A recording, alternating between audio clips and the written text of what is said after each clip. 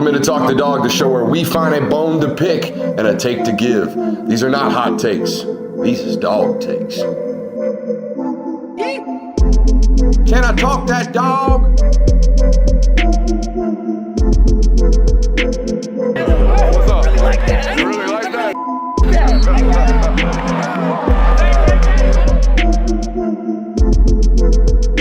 Let's shut up and grind some tape.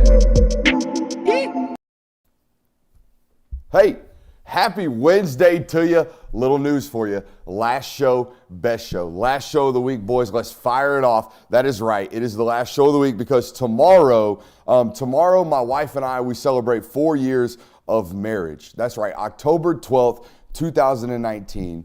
Or as a lot of Georgia fans might remember it, that's the South Carolina loss.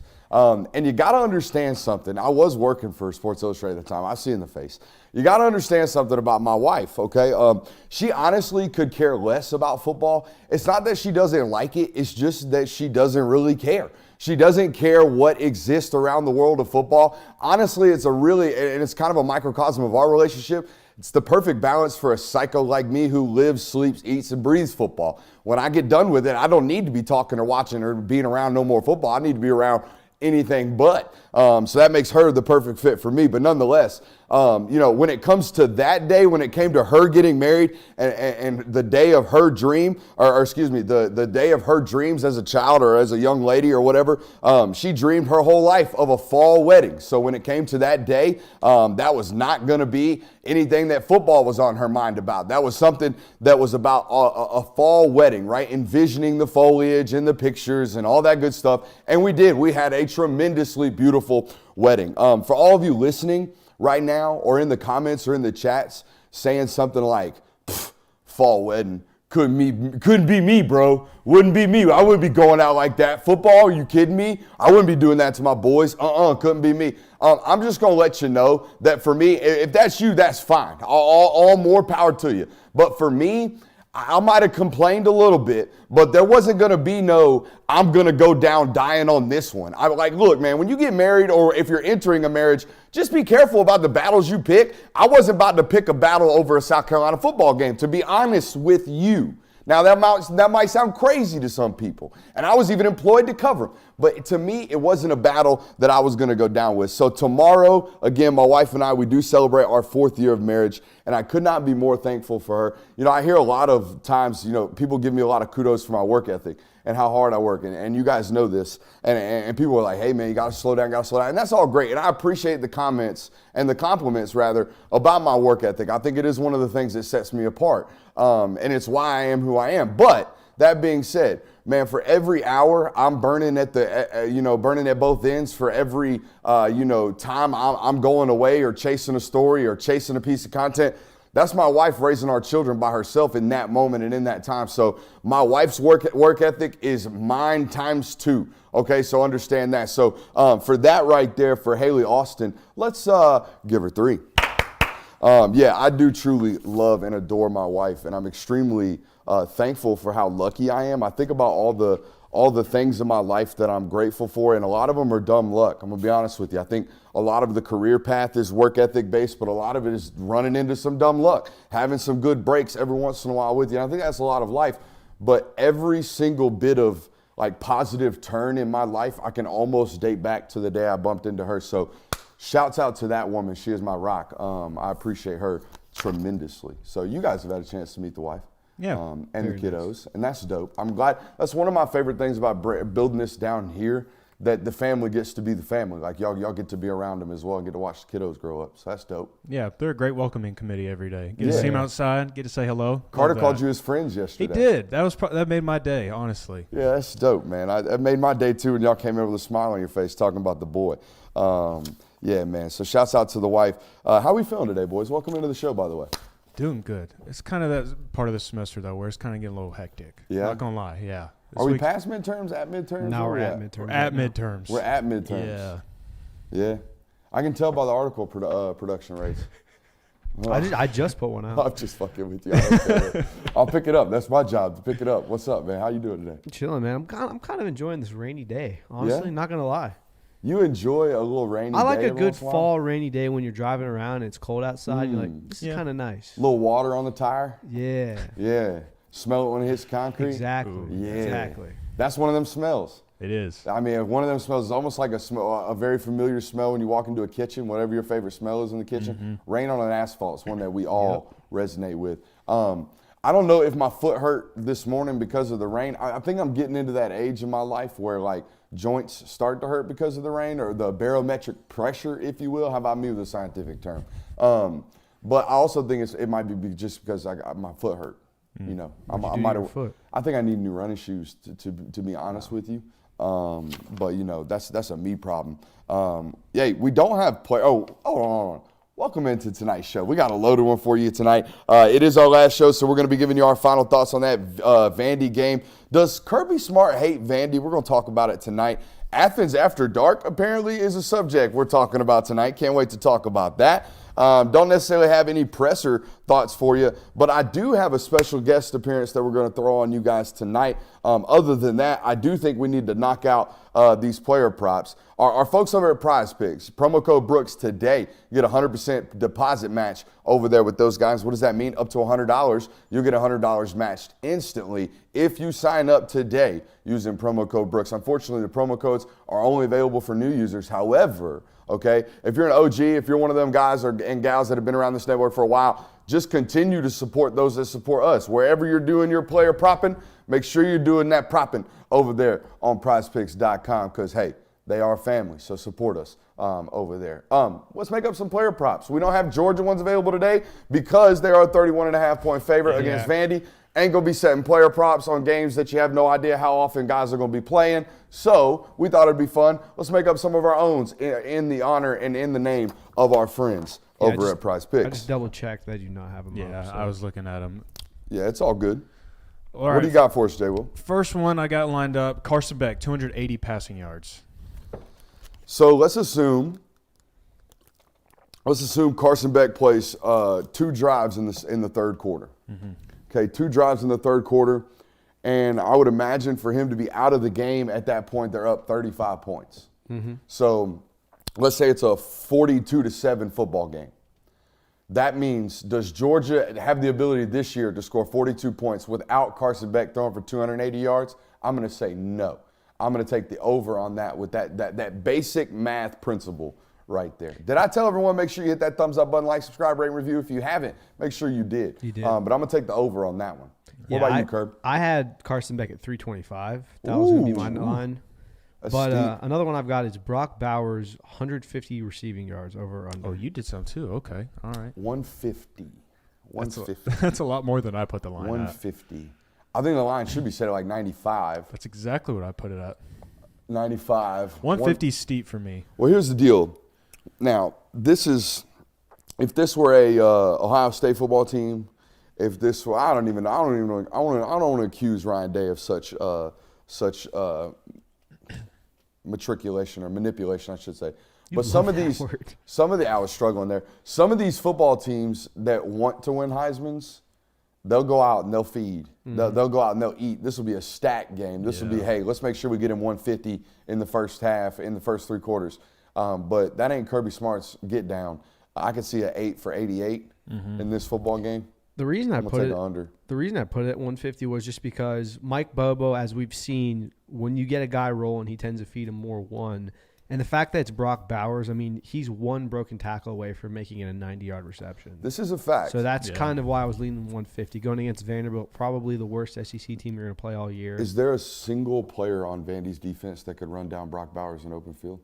I don't know about that. No. I don't want to say it as fact, but I'm going to be dubious of the fact that it could happen. So you're right. If there is an opportunity for a broken tackle out in space, and then it's like, oh, he has to make the safety miss, and then there's 85 right there. That's a good point because, I mean, if you are going to get it to Brock Bowers, I could see it being something where you set up a play for him early in the football game and try and get him his touches early, and if he breaks one, then heck, he'll have over half of that already pretty much. What else we got? I've got another one. Pop and Smile combined, 15 total tackles. Over. I don't know why I jumped on that so heavy Because, I mean, they haven't – most of the leading tackles in singular games have been Malachi Starks this season, if I go back and really check the box scores. They would have to have 7.5 each for that to hit. Math is math in there. Just making sure. That's a good line. Yeah. What'd you say? Well, no, I'm going to go under for this reason. Okay, this is a good C.J. Allen needs burn game. This is a good we got to get Xavier Sowers some reps game. This is a good, Raylan Wilson. Let's get him back healthy. Let's see how that knee looks out in space. Get him comfortable. I remember watching this Vandy game on the road 2 years ago, and that's when I kind of knew that like Channing Tindall finna be a guy. Yeah. Okay, like really flashed big time. And even the depth of the group right there. Ryan Davis flashed in that football game for me. Tresman Marshall flashed in that football game for me. This is the type of game. Kirby always talks about he never overlooks an opponent. I'm not calling boo hockey, but I kind of am, because you'll notice very early on in football games that he gets guys run. Like he'll get those young kids onto the field even when they're not up 35-0 on the defensive side of the football. He kind of waits until things are in hand offensively. Do you have any player props on the running backs? Did we set a line on any of those guys? I didn't do any just because I don't really know who's going to get what. I don't know how healthy Kendall Milton is, how much run he's going to get, so I kind of stayed away from making I said Dejon Edwards 65. Okay, so I'm gonna go over on that, and Kendall, just to talk about it, 100% healthy. We're gonna talk about it with our next guest. Go ahead and patch him in right now. So we've been asked about this dozens of times. What do you say, boys? Dozens of times in the chat for our boy, Mr. Jamie Goodman, legendary podcaster, Jamie Goodman. How are we doing, Jamie? We're doing great, fellas. How are we? How are you guys? I'm doing good. The only editorial note I got for you is make sure we got some audio running into the headphones so we don't have any echo. I think we heard a little bit of echo there. Yeah, I don't know why it's not. It tested into the headphones, but now it's here. So, well, anyways, we got Dejon Edwards and Kendall Milton today during media availability, and yeah, there's a noticeable echo there. Yeah, give me a second. You're good. I don't know how to do this during live television, though. So that's the hard part. Mm-hmm. So, anyways, but we got him today. Is there any way to mute his audio? There is. All right, let's mute his audio, and let's get him off the screen while he tries to figure that out, because nothing worse than being on camera where you're not looking at the camera. So let's let him figure that out over there. But let's talk about Kendall and Dejon. We had them today during media availability. First of all, Dejon Edwards, Dale McGee, Spider-Man meme. They're the same human. They talk the same. They act the same. They answer questions the same. They are very short. They're very short in terms of like not only stature, but how they answer questions. Very South Georgia draw about them. They're very, very similar human beings. And interesting to ask Dejon about his dead leg, because it's what he's becoming known for, in my opinion. And apparently they call him Frank Gore. They call him Will Frank. I guess that's what running backs. Kenny apparently gave him that nickname back in the day. Something that they all thought he kind of showed similar running styles as him. And honestly, Frank Gore, I think like top 4, top 5 all time in NFL rushing yards. The GOAT of longevity. The GOAT of longevity, as is Dejon Edwards. Only had one like minor injury really, and it was this year during his college career. But most importantly, I think of Frank Gore as the GOAT of the 4.5-yard carry. Like Frank Gore, go look at Frank Gore highlights and count how many 80-yard touches there are in that. There's not a bunch of them. Frank Gore's highlights are 20-yard little breakers, get tackled, or wow, he turned a 2 into an 8, and that's exactly how we describe Dejon Edwards. Let's test our boy Jamie's audio one more time and see what's got going on there. Jambo, how we doing, baby? I think we're doing better. I mean, old folks and technology. Hey, I'm not going to blame it on you. Hey, I think we're good. I'm going to blame it on the technology. I'm going to blame it on the fact that we gave you a new piece of interface that you haven't used before. And we're also going to conduct this interview a little bit different than I think most people are used to. But anyways, we were just talking about, Dejon and Kendall. I think it's important for Kendall to get back, onto this roster and fully healthy in himself for this reason, Jamie and guys. he provides a different like pace, a different feel as a linebacker. So I was watching Fred Warner talk about linebacker play today, and he talks about how he reads almost like a triangle, if you will. He reads through the guards to the feet of the back. So if I'm reading through the guards to the feet of the back, all right, and the triangle, the final focal point is the feet of the back. Well, if that pace of the back is always changing, okay, because they're changing backs, well, then that makes my job as a linebacker so much more difficult. Jamie, just kind of speak to the joining or the getting Kendall back to this offense, what it kind of means to see him. Saturday, he looked like himself. Right. I mean, he looked great Saturday, in my opinion. He looked to be as healthy as he's been since the end of last year.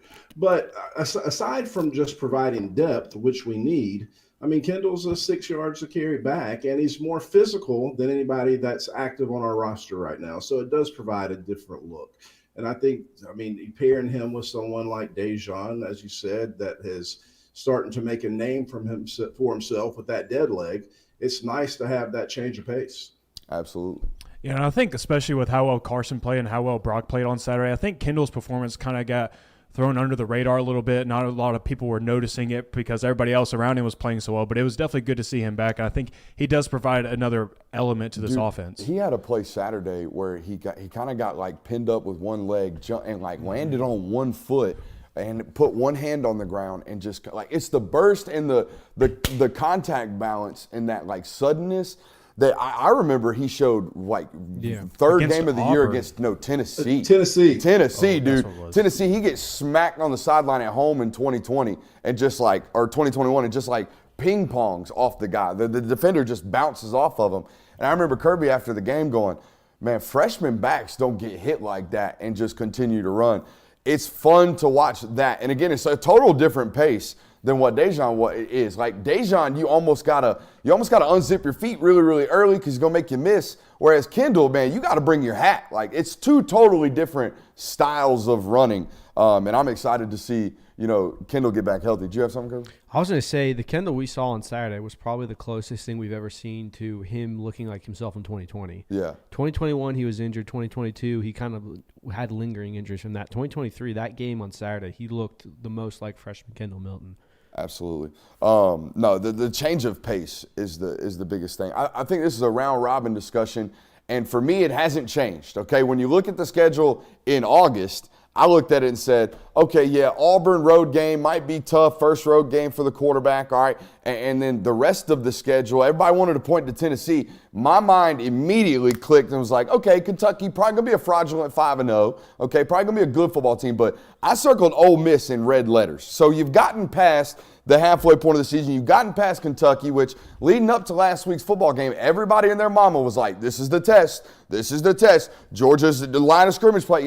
Yada. Whatever. Okay, they got past Kentucky to the room and to our boy Jambo over there. What is the remaining test on the schedule? You know where I stand with this Ole Miss football team, but who's it going to be? Who's the team that scares you? We'll start with you, Jay Will. I think it is Ole Miss just because, heck, they've put up offensive numbers. We saw what they did to LSU. Now, LSU's defense we know is very porous. We've seen how bad they are. But I think it's just that Ole Miss has been the more consistent team throughout this season, even though they do have a loss in the L column for them. But I think it just continues to be that Ole Miss poses the most threat to what could potentially hurt Georgia the most in a football game. Ole Miss is definitely the right answer. I think there's a couple other games. Tennessee's going to be the toughest environment you go into.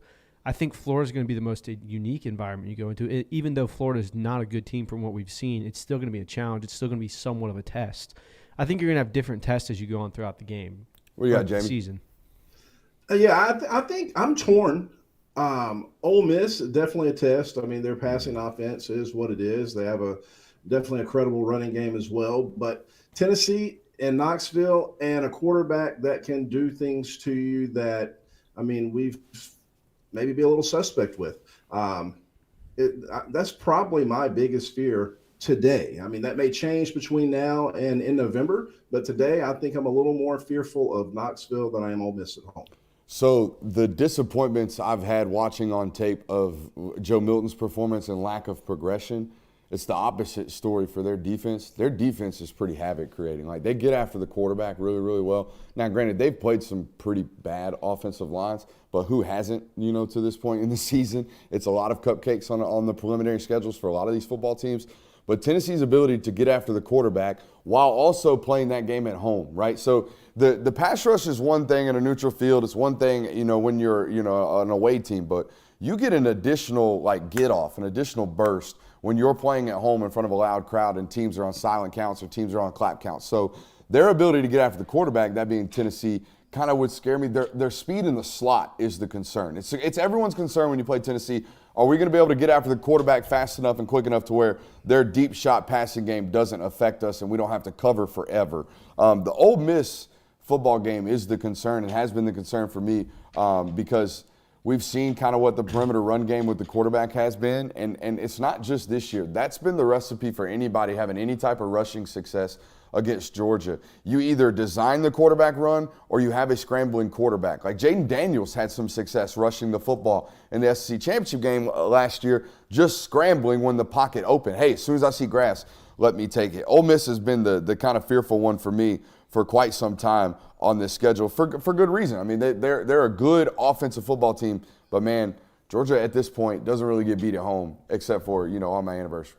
So. Yeah, and I think what typically scares people about Tennessee is the explosivity of the offense. Now, they haven't been as explosive this season as they have in years past, and Georgia also does a good job of maintaining those. Now, there have been some gaps in the secondary this year, which you've mentioned before, of potentially there being deep shots available for offenses to take. But I think Georgia they figured out something about Tennessee's offense. I think that's kind of what we've seen. So I think that kind of makes me shift to Ole Miss more than Tennessee. I'm still going to go Tennessee just because of the environment. Yeah. You've had one true road game, and you'll have had really one other up until that point. So I think, Tennessee's going to be your toughest road environment. It's going to be your one of two true road environments of the season. So correct me if I'm wrong, and Jamie, you're more the historian. The last several times y'all have played in Neyland, y'all have jumped on that ass really quickly, haven't you? Definitely, yes. Yeah, so that's the key there. Silence those guys really, really quickly. Hey, Jamie, you are a veteran Nashville goer, I would imagine. My man's, not to give too much away, but you're a Northern Georgia guy, all right? So when we're picking road games every other year, you're taking your butt up to Nashville. So as a veteran, Vanderbilt away game goer, what's the key to having a successful day for an 11 a.m. local kick? Because Lord knows you ain't played nothing but nooners against Vanderbilt the last 10 years. For me? Yeah, for you, dog. Pedialyte. No, but so it's an early Friday night. Do dinner and a couple of drinks Friday night. Don't try to take it all in for an 11 a.m. central kick because you can get caught up pretty quick downtown. 11 o'clock goes to 3 a.m.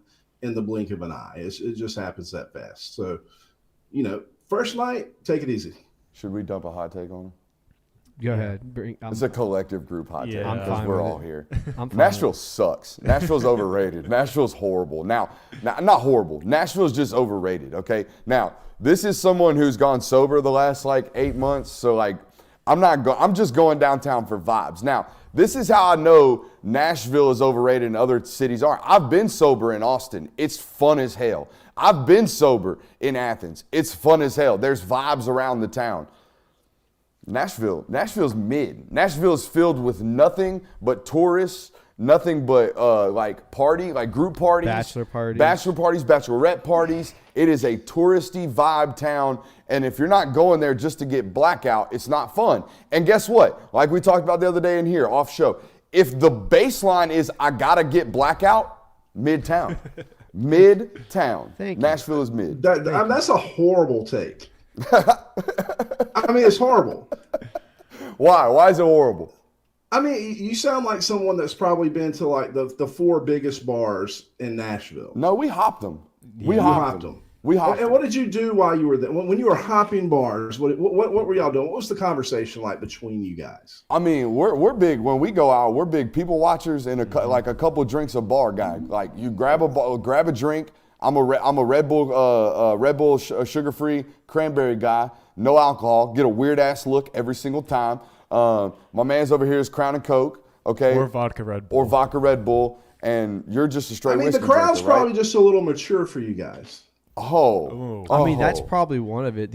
After the 15th time, after I heard Wagon Wheel for the 15th time by some hack band, I was like, this sucks. The live music is kind of mid, to be honest with you. There's a couple of bars that got some bangers, that they have some actual real musicians and soon-to-be stars, but a lot of them are like some hacks. The live music in a lot of those bars is not always good. In fact, last time we were there, it was like 90s grunge night or something. Every single bar, there was no country music.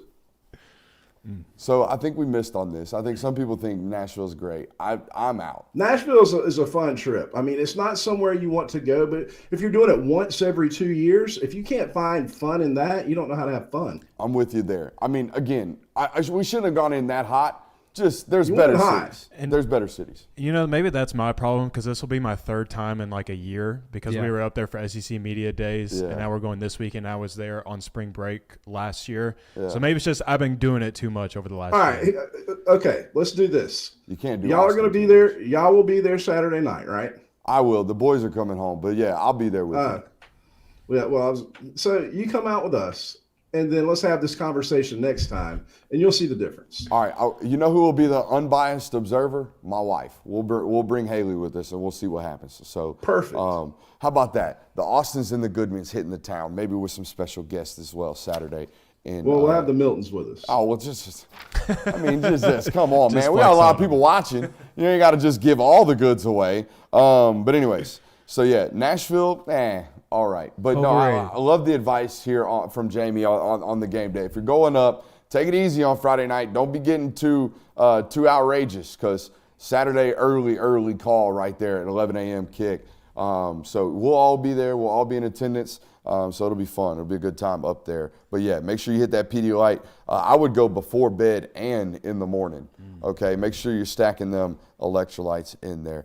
Hey, they're finally a healthy football team. Jamie, what are some concerns that you have on this football team moving forward, other than just general health? I mean, I just want to see us play with some consistency. I want to see what we did last week, stacked together 2 or 3 weeks in a row. Because, I mean, going into last weekend, I mean, I think it was easy to identify several concerns. Some of that seemed to work its way out Saturday. O-line played, to me, a lot better.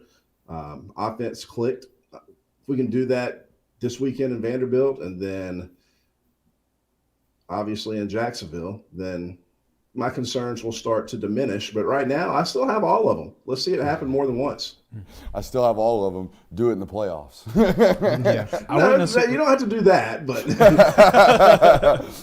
I wouldn't necessarily label this as a concern, but going into the consistency part, I'd like to continue to see the wide receivers continue to build around and support Brock a little bit. Not that they haven't been, but like seeing more Marcus Orsimi, Jack Saint performances with 99 yards, continue to see Dominic Lovett, Ra Thomas, continue to see those guys pop, continue to feed Ladd a little bit as he gets more comfortable.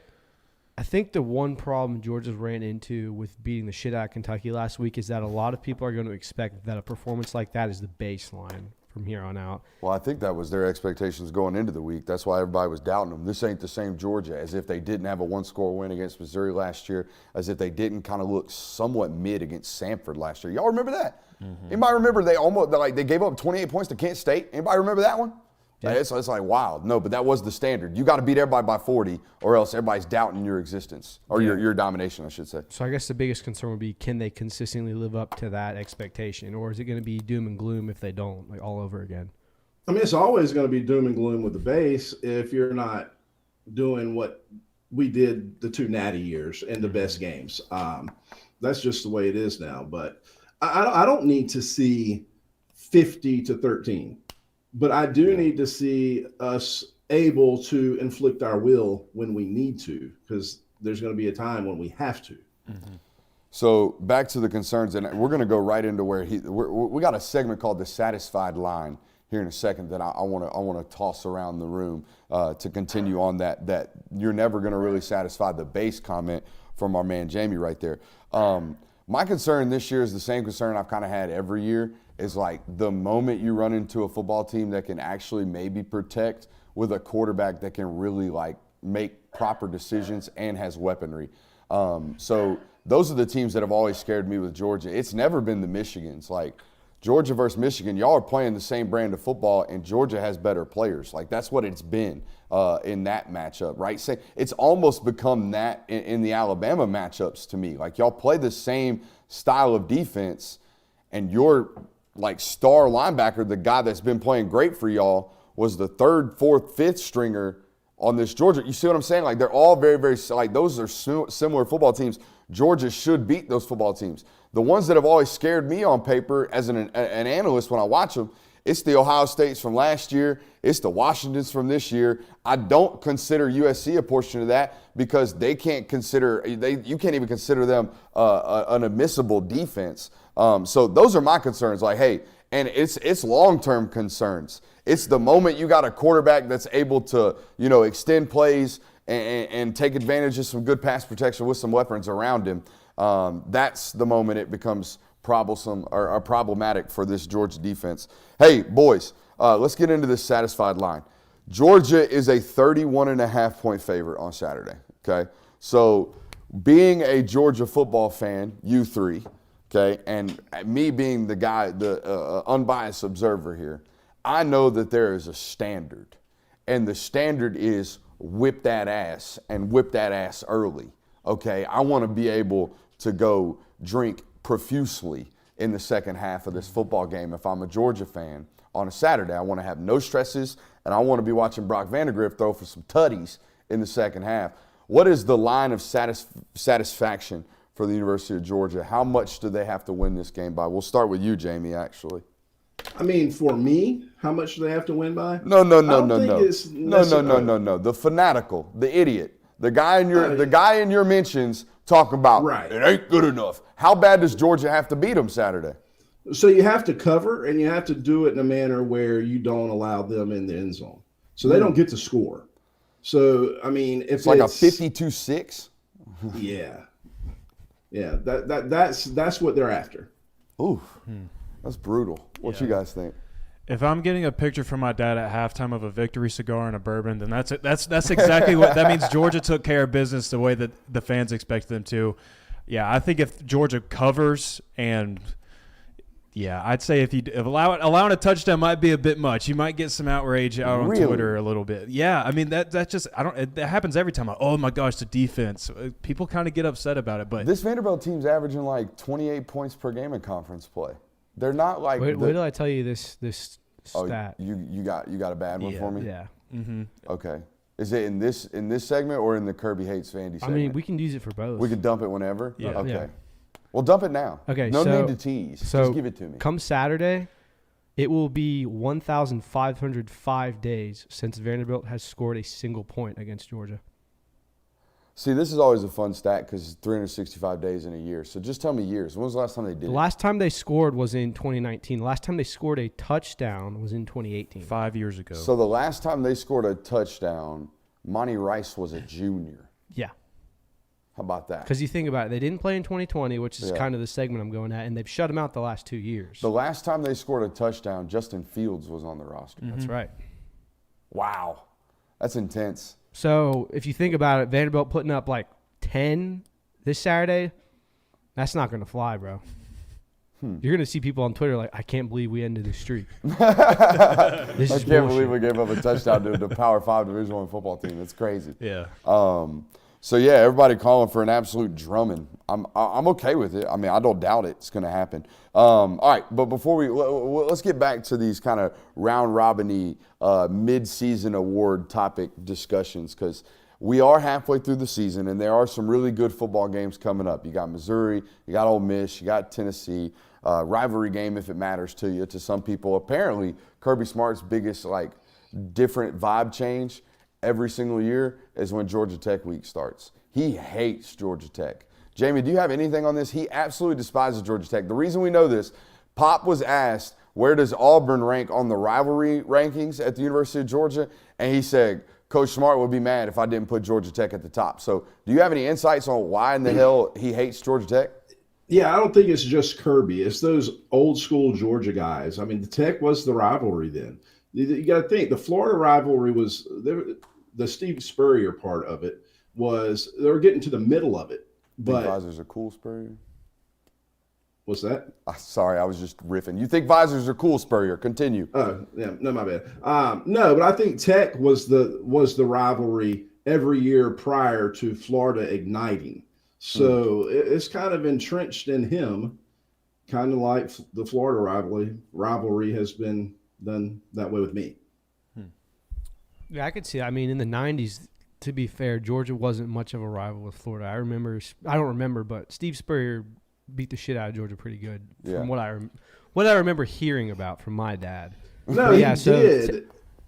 He did, and rubbed our noses in it. And the further he went along, but it was really once you started getting up into the Mark Richt years that that the blood really started boiling. Yeah. So prior to that, it was Tech. Yeah, that makes sense to me, honestly. And Kirby was coaching somewhere else at that point. So I mean, he was coaching at a different place. So it probably doesn't rub him the same way. And I also think he's kind of gone on record saying, why would I hate Auburn? I've recruited half the guys on that team. Yeah. So, I mean, you've got a lot of these big Power Fives, whereas Tech, he's probably not taking as many players on the Tech roster, so he doesn't relate to them as much. So it's actually the opposite now via the transfer portal. I would imagine as long as Buster's there, Faulkner, that is, the former offensive analyst that's now the co-offensive coordinator at Georgia Tech, I would imagine as long as he's there, because he did not necessarily a heavy role, but he played a role in a lot of offensive recruiting during his time at the University of Georgia, because Monken wasn't a guy that was going to be pounding the trail, to be 100% honest with you. So Buster did a little bit of it. And I'm sure he has a lot of relationships with some Georgia players that maybe aren't necessarily getting some burn. So we've seen Georgia in years past. We talked about this the other day, how Georgia kind of has a select few programs that they're willing to kind of hand their players off to, Arkansas being one. Who else we got? Ole Miss being one, Alabama being one, and I think Georgia Tech, Brett Seether and Dominic Blaylock and maybe some potential others down the road. That's a program you might see some guys get over to. But anyways, the whole purpose we got into talking about the second half schedule is because there are some opportunities for guys to flash and make some breakout performances. I've kind of been playing cleanup here. I'll start here. I've been on team play Christian Miller more for like the last 2 weeks now. I think as the schedule goes on and you get a little bit more opportunities to maybe put up some points, particularly this weekend, I think you're going to see 52 really start to flash and really gain some confidence. I think that's the last little bit in his football game. We got to be able to see it click down in and down out. I want to see it be him. I want to see him get more playing time. But I think it's going to be, and I don't mean to steal two guys here, I think it's going to be Marvin Jones Jr. I think there is a path where 3 or 4 weeks from now, we're talking about number 7 really growing into his own as not only a first and second down player, but what we all know him to eventually be, which is a guy who can get after the quarterback. Jamie, who's a guy in the second half you're looking forward to maybe having a breakout year? Second half star. A guy I'd like to see really get some extended run is on offense, and that's C.J. Smith. Not sure if he'll find the reps at this point with the way our wide receivers are playing, but that's who I'd like to see it happen to. But if not, defense, I'm going to throw a wild card out there. I think it's Humphrey. I would imagine at some point, not imagine, but at some point there's going to be an injury somewhere, and somebody's going to need to step up. But you are right. Kirby Smart mentioned this week, they're still in a battle there. They're still playing. Julian's getting some reps in there with Dalen Everett. I like your take on C.J. Smith for this reason. You are a 12 personnel team, so you're not playing a whole bunch of wide receivers a ton anyways, and especially with Ladd getting back, there's limited playing time. Ra Thomas playing well, Ladd playing well. Dominic Lovett's going to be in the mix.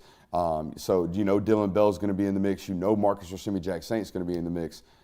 I think C.J. Smith starts to get more playing time because number 11 not only has drops but missed blocks, and that's all I'm going to say. I don't spend a lot of time harping on mistakes, but it is noticeable. It is obvious. If we can't catch the ball, if we can't block on the edge, then we're going to eventually start losing reps and losing counts. We'll see what happens this weekend at that position. You guys kind of took all the good ones. One I would kind of want to see, I don't know if he's necessarily going to pop, but I think a guy who could make some good progress and set you up well in the future is Roger Robinson. Yeah. After he gets healthy with that ankle injury, he got a lot of reps in those first few games. Sounds like he's back running on land this week, so I don't know if it's going to be this week. Florida looks like the timetable. That's good. So, I mean, I think down the stretch here, who knows, maybe Dejon Edward gets a sprained ankle or Kendall Milton has another injury flare-up. So, I mean, I think it seems like when the occasions get bigger and the games get bigger, that's when 22 starts to really flash defensively. So I think he could be in for a big breakout second half of the season. He was about 6 inches from an interception against Auburn. Mm-hmm. But you are right. There's something about that late end of the season type of run. He tends to start to pop. Now, the only question I have about that is obviously he's moved further away from the ball, playing safety and not star. So we've kind of seen those impactful, the wow plays, if you will, come from Tyke this year. Yeah. And I think that's by nature of that position. Yeah. There's so much offense that's operating through that portion of the field, right? That kind of extended box that whoever your star position player is at the University of Georgia, that guy's probably going to be making a lot of plays. You guys had some Athens After Dark subject for me. This was J. Will. Yeah. This was J. Will. What do we got here? What is this? I had a little Athens event. Buckle up, Jamie. I got no clue what's about to happen. Oh, boy. So I was leaving because we carpool. So I was leaving Christian's house last night. And I got out of the driveway, and there's an oncoming car on the other side, and there's a car parked in front of me. So, like, I'm waiting on them. But the good person test. Yeah, exactly. Yeah. I was going to let them come on through, but they're driving a little slow. And I could see something on top of the car. So I was like, oh, pizza delivery guy, doesn't know where he's going, kind of just lost. But anyways, I stay put, let them come through. Well, as they get closer, I noticed that it is not a pizza delivery sign on top of the car. It is a girl sitting on top of this car while it is moving. Yes, a girl sitting on top of the car while it is moving. Now, it's not going fast, but still, moving vehicle, girl sitting on top of the car. And so I'm just kind of like, whoa, that's weird. Well, then they stop, like, right next to me. I can't go anywhere because there's a parked car. And they wave me down, and they're like, tell me to roll my window down. And they proceeded to ask me where Daniel lives. As if I would know where Daniel lives in Kirby's hood of the neighborhood over there in Athens. I don't know Daniel. And I just said, no, I don't. And they kept on going, smiling and waving, I guess trying to find where Daniel lives. Just hanging out on top of a car. Just looking hanging for out Daniel. with, I assume, her boyfriend driving. What kind of place you living in, bro? I actually live near 5 Points, so it's like I'm not in the shanty area. I seen no J. Will's place. You still over in that place? Yes, I am. 3 years strong now. I'm praying for you, brother. Not a bad thing happened. That's not his place. Isn't even that bad. Thank I you. mean, I'm just worried about the steps walking up. I really do think you have a lawsuit on your hands. If you know really want to commit. If you really want to commit, I mean, you got at least 20 racks. You know what's really bad is this past summer, they replaced pretty much every step except mine. I got the OG steps still. Everybody else got brand new ones. I'm telling you, bro, you think I'm playing. You out here fucking up a bag. I know a great injury attorney. Yeah, you know somebody, Jamie. Jamie's got all kind of guys. I'm sure Jamie got a guy. You got a guy, Jamie? The problem is I you got brought up a Georgia guy at that. A UGA grad. How about that? Next rainy day, might not hear from me for a little bit. Damn. So, yeah, just hanging out after dark. I got an after dark story. Ooh. I think I've told you guys this. I've told you about the guy who I thought was going to kill me, but he thought I was going to kill him. Yeah. Jamie, have I told you this story? I mean, I thought I've heard all the stories, but So I tend to go for late night jogs just because I'm up anyways and there's nothing to do and the work's done. So I go out, take a run through the neighborhood. It's about 11:30, 11:45. I'm running through the neighborhood and I pull off, or I'm walking up a hill. And all of a sudden, a car comes up and, like, pulls up next to me. I'm on the left side on the sidewalk. This guy pulls up on the left side of the street, okay, like right next to my hip. So I kind of walk past this driveway. And what I fail to realize is Mans is very obviously trying to back up into his own driveway. But I think this guy's, like, pulling up next to me at 11:45 at night, like, what the hell's going on? So I just reach into my pocket for my phone. And he clearly thinks I'm reaching for a gun, okay? And obviously, after I walk past him, he then proceeds to pull out of his driveway and then case me for the next, like, half mile until I kind of, like, put my hands up and I'm like, hey, dude, I'm just a friendly fella out here trying to get a little bit less fat. And then he just kind of watched me walk up and walk back and then past his house, and everything was all copacetic. He's a dog fan. He had a little Georgia license plate on the front of it. So, hey, maybe he was just somebody who watches the show and wanted to say hello. But no, I thought he was trying to kill me. He thought I was trying to kill him. And just a couple guys thinking that the other guy was going to kill him. To be fair, if you see someone running at 11:30 at night, you're not going to be like, that person's definitely exercising right now. I don't know. Have you seen how fat I am? You're a little harsh on yourself. I know. It's kind of the deal, but it is what it is. What else do we got tonight? What can we learn from Saturday, guys? I got one right here for you. Actually got 3 things for you here. A little bit of extra analysis for you here to close the show. Jamie kind of hit on this one earlier. Play to the standard, right? The national championship football teams for Georgia stack consecutive wins, good consecutive wins.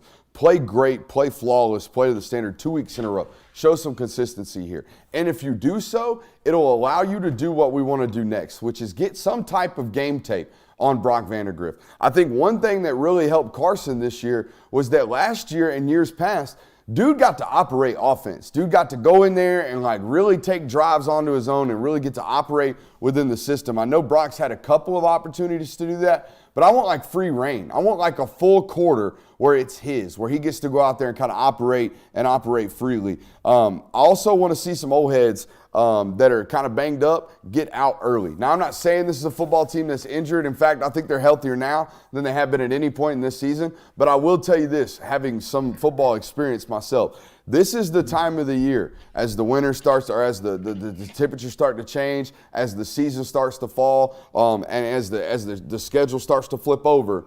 Man, the old heads are hurting. All right, guys are starting to take less reps in practice. You might have a foot that hurts a little bit. My toe got stepped on last week. I took a ball weird, and my left finger hurts, right? Whatever it is, whatever is banged up at this point in the season, this week, heading into a bye week, is a great opportunity to have your starters play 28, 30, 35 snaps and then get to sit on the sideline with a cool little hat and some Powerade and get nice and injury-free heading into a bye week. That's what I'm looking for. Jay Will, what can we learn from this weekend?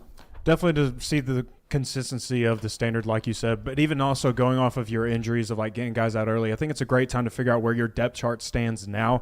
I know we kind of get to see that early in the season against the teams like UT Martin and Ball State and like that, but then as you progress in the season and seeing who comes out first when the starter is no longer in, I think those things kind of start to change than what they were in week 1. So seeing who's kind of pushing the envelope maybe a little bit, knowing more about your team, and if something does happen, who's going to be the guy to step into that role.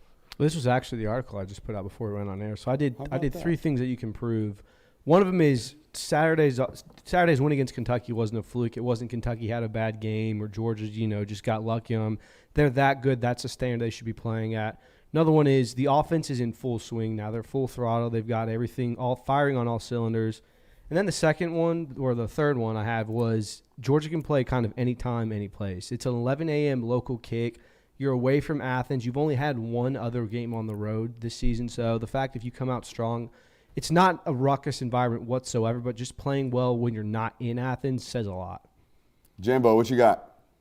I'm pretty sure it's across the board. Play the standard. And like you said, get some of the old heads out. I mean, for me, I'd like to see Brock out at halftime or shortly after. I mean, I'm pretty sure the kids played with about a half a dozen or more different dings all year long that he's just played through. So giving some of those guys an opportunity to sit down and get some young kids some reps, I mean, I think it goes a long way with both them and the production of our young athletes. I'm over here tweeting out your article. Yeah, just you are 100% right in the fact that Mans played through so many dings this year. Last week got leg whipped, but he leg whipped himself harder than, it looked like his leg was rubber for a second. Gets up, hobbles off, goes into the tent, just gets tape. They just taped him like he had a cut on his leg or some shit. And then he ran back out there, had another 120 yards. I don't know what Mans is made of. I want to know, because Kirby, like he's obsessed about everything. We talk about this all the time. I want to know what, like, if they've put him through any type of test or studies, if they've like really observed him to see if there's any transferable traits that they can look for in the next guy that they're recruiting. There has to be something about his, whatever it is. That's what I'm saying. Find out whatever it is about him that makes him such a unique worker and such a unique athlete. And maybe that is. Maybe he is just unique. Maybe he is one of one. But I find it hard to believe that there's not another, there's not something about him that we can quantify and then apply to further recruiting, because you got to find more of those guys because, I mean, holy shit, he is a special football player. It was fine on Saturday. Guy over 3 years now, of course, knock on wood, has had no substantial injuries, or he plays like he has no substantial injuries. With as much output as he's had. Exactly. Well. I mean, there was the shoulder thing for a little bit, but he just plays through everything, and he continues to he's always there for you, and he's always available. And, you know, people say the best ability is availability, and he certainly has that. Now, Jamie, I'd be interested in your take on this, and obviously I'm interested on your take on everything. That's why you're on here today. Do you think there's any harbored hatred for that 2020 cancellation? I know it's been 2 years from, like, we're 2.5, 3 years removed from this, but since that game, like, they have really kind of run it up on Vanderbilt, or is that just a byproduct of Vanderbilt being Vanderbilt?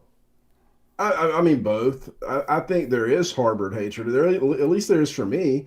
And he's cut from the same cloth. Kirby takes all of that to heart. He can say what he wants in the media because he's got to. But damn right, he don't like it. And any opportunity he gets to rub it in, that's what he's going to do. I always get APA formatted here. I know they taught y'all this in journo school. You should assume every listener has no idea what you're talking about. Vanderbilt canceled 2020 Senior Day on Georgia during the COVID season and claimed it was because of roster spots, but it was a little finicky. I think they played 2 weeks later, so it was very weird. Yeah. You had the stat on it. So, yeah, I know we blew the load on it. Obviously, there's that 1,500 days since they've scored a single point. Yeah. Since the cancellation, Georgia's outscored Vandy 113-0. 113-0. They haven't scored a point? No. They've outgained Vandy 1,111 yards to 227. So more than, what is that, hectupled their total yardage? Hectupled? You got to be the first person to ever actually use that. Is that times 6? I don't even know what that is. It's times 6, right? Yeah. It's not times 6, but a hectagon is 6 sides, right, Jamie? Hex. Yes. Hex. Yeah, so hexa. Same no, thing, right? it's not right. I got it wrong. Nah. Moving on. They've forced 4 turnovers. They've allowed just a 40% completion percentage on passing. And then, obviously, the 1,500 days since Vanderbilt scored a single point by the time they play. So I would say that Kirby's kind of gotten his licks in after this cancellation. Have they improved, Vanderbilt? It's so hard to tell. That's one team it's always kind of hard to tell if they're taking steps forward. I feel like they have. I feel like under Clark Lee, they have taken some steps forward. I feel like the player personnel overall has taken some steps forward. But they just always seem to have the same type of season every single year. Jamie, I know you bleed it red and black, but if you could just be sympathetic for a moment. If you were cursed with being a Vanderbilt fan, which honestly, you're only really about 100 miles from that curse having become true, what should be your expectations for Vanderbilt football? Yeah, I think the expectations is not to set expectations. That's a great point. You're just setting yourself up because there's no history of success. How can you expect them to be anything other than they are in an area that you can't recruit in? I mean, Nashville's not a draw for recruits, and Tennessee as a whole isn't a great state. So, I mean, the deck's just stacked against them. I don't care who they hire; they're not ever going to be successful. Ooh, that's tough. No, I think it's mostly true. Yeah.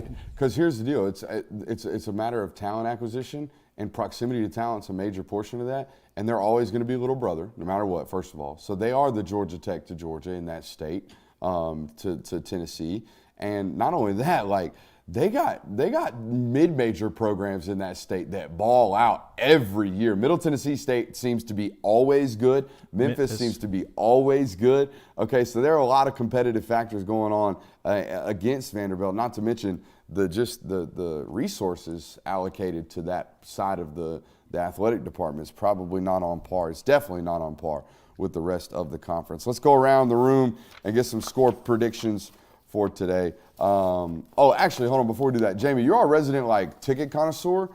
Is this going to be a red and black stadium Saturday? If anybody shows up at all, or has it been kind of one of those mildly interested football game for Georgia fans standpoint? It's not nearly, there's not nearly as much interest in this game as years past, but it's still going to be a red and black stadium. But the problem is, I think the stadium's only at about 33 or 35,000 capacity. I bet there's less than 25,000 people at this football game on Saturday. And if that's the case, it's going to be wet, it's going to be cold, it's going to be gross. It'll be, if there's 25,000, there'll be 20,000 Georgia fans. Oh. It's really going to be raining. And that's really not a hot take. That's just what it's like. I think it's supposed to be like 55 and rainy. Oh. I don't think it's going to rain. You don't think it's going to rain? No. It was raining supposed today. to rain on Monday. I forgot this in my observations today. I think Georgia has a very significant advantage over a lot of programs, and granted, I haven't studied a lot of other programs like I have the facilities at the University of Georgia, but their indoor, being able to open the doors and run straight out into their outdoor practice facilities allows them to have half the field indoor under controlled environments, and during days like today when it's raining, they can take them outside and get them some wet ball practice. So like when I walked by the field today, they were in the middle of transition. They were going from defense outside to offense outside, and all their coaches and everything flip-flop. So, I mean, it's just, again, I know like other other programs I'm sure have this, but they built that like that on purpose. And it is very much so a distinct advantage for them. All right, let's go back around the room and give predictions, score predictions for Saturday. What do you got? I'm going to go 48-7. I think Vanderbilt gets one touchdown. One garbage touchdown. I was going to say 52-7, so about the same. Jambo, what you got? I got 35-3. Oh, see, Jamie's always why? Hold on. I don't mean to stereotype you. Why? Why only 35 points against this Vandy team? Why 50? We've only done that once this year. Well, that's a once this year thing. Here's the why I say it's like 42-6. I think they do score a lot of points because I think offensively you're good. I think the problem in the games that you haven't scored a ton of points is your defense have given up elongated drives, which has caused you on offense to kind of gear down a little bit. If you've noticed, they've really just started to play with pace the last couple of football games, really getting on the ball and getting after it. But here's why I think they score a lot of points on Saturday, Jamie. That Vandy defense is bad. Like, they've given up 430 yards per game this year, and I think almost 38 points per game. They're getting this dotted year. up on Hawaii in week Is it Ball State bad, or is it worse than that? SEC Power 5, it's way worse than that. Ball State, okay, I see what you're doing. You're like, yeah, okay, I get what you're doing. You're questioning offensive output, and I'm with you, okay? I think that's you being a little suspect. Why are you suspect, Jamie? Why aren't you just like every other Georgia fans that just thinks they're going to score 50? Well, because they haven't. I got to see it more than once. We are a show me program. We are a show me program around here, and you want to see some consistency. It's fair. Yeah, and it's look, fair. I don't care if we win 15 games this year by a total of 37 points combined. When you win 15 games, that's all that matters. No style points, just get it done. You can get it done, but I mean, if we're giving predictions and trying to think like that, I mean, before I can start getting my mind into the mid 40s and 50s every week, I've got to see it happen more than one time. That's fair. Just for the record, Vanderbilt is 111th in total defense. Ball State is ahead of them at 74th, and then they're also 118th in scoring defense. So better than Ball State. How about that? But let's look at, who they've played, though, to see if that matches. Hey, we got a whole nother hour coming up. Jamie, I appreciate you for joining us today, baby. We'll talk to you tomorrow morning over on our phone call. That's right. I'm calling you tomorrow morning, Jamie. All right, fellas. You'll have a great evening. Thanks for having me. Hey, we got a whole nother hour of NBR coming up, and it's a great one. We're going to close out the week with our final score predictions or our final predictions on some of the nation's biggest games on the slate. I love you. Make sure you hit that thumbs up button on your way out.